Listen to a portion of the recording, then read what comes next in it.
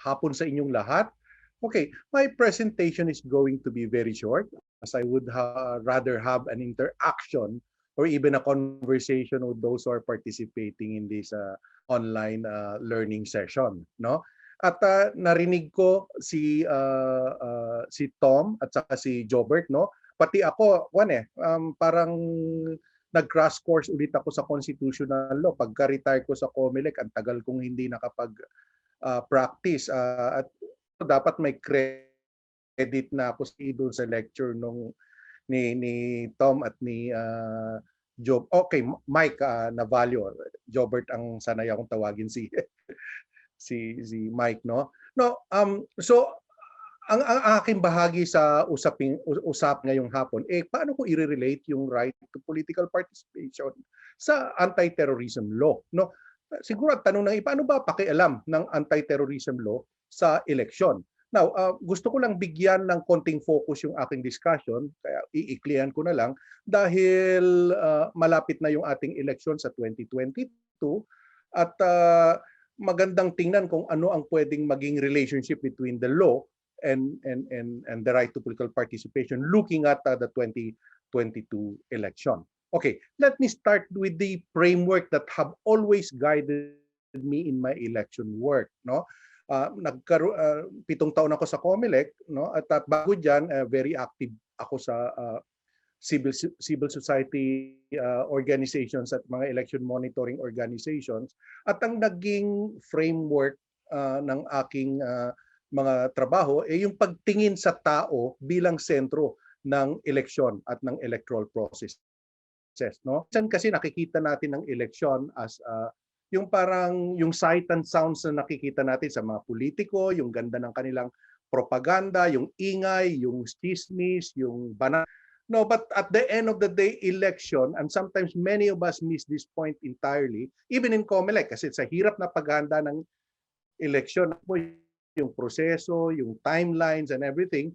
Pero at the heart of election is the right to people to choose their leaders as sovereign, no? Yun yung basic. Okay. So but looking at election, no, it is not just about your right to have your name registered in the voters list. It is not about your right to be able to go to the polling place on election day and be able to indicate in your ballot those you have chosen to be your leaders in government, and to be able to cast your vote freely, no, and in secrecy. Kailangan yung importante lang, pero hindi lang ganon ang election.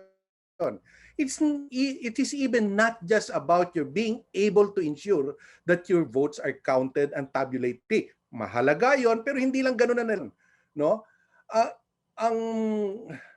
Ang eleksyon dapat meron ding pinagpipilian ng tama ang taong bayan. Elections are also about the right of people to be presented with as wide an option as possible from which they would choose who are going to occupy the leadership roles in government and what ideological policy framework should direction of government. In other words, hindi lang yung act ng pagboto, no? Yung mismong agenda sa eleksyon, yung pagpipilian, sino ba yung mga options na present sa taong bayan, no? Hindi yung mga pare-parehong galing sa the same family, yung pare-parehong political party. Parang kung minsan sa eleksyon natin naiitsipwera yung may mga ibang pananaw, may alternative proposal or alternative framework on government should be run. Now, at karapatan ng tao bilang sovereign na mabigyan ng ganitong mga alternatibong pagpipilian sa eleksyon. Now, ano naman ang kinalaman ng anti-terrorism law? No, very thorough at very clear. Malinaw ang pagpapaliwanag ni Robert at ni Tom doon sa naging problema at challenges doon sa anti-terrorism law. Yung vagueness ng mga provisions on how terrorism is defined, yung proseso na pwede kang uh, maging panagutin under the law, yung detention, no? Ito ay mga bagay na pwedeng magkaroon ng impact sa political participation, no? Okay. At the right of people to choose freely in their election. Number one. Sino ba ang hindi ba sa ganong class definition kahit kung sino man na pwedeng medyo vicious o sabihin na nating masyadong passionate critic ng at pamahalaan ay maaaring maipasok doon sa definition ng mga terrorist acts. No, malabo. Pwede sabihin nating malabo, but imposible bang mangyari yun? O sakaling may ganun nga na batas, hindi ba yung mga may balak magpresenta ng kanilang kritisismo politically sa larangan ng politika, no? Sa larangan ng politika, di ba't sila ay kumbaga medyo aatras, matatakot dahil baka I might be tagged or this must be baka ito maging proposal for terrorism itong sinasabi ko. No, malinaw naman na definition diyan. But hindi natin alam how it will happen. Pwede kasing later on ma-dismiss yung kaso eventually, but in the meantime, yung iyong nagkakaroon siya ng konting ito sabihin ko na legal yung chilling effect. 'Di ba? Doon sa pag-exercise ng right to political participation. Now, I would like to bring you to a paper that was written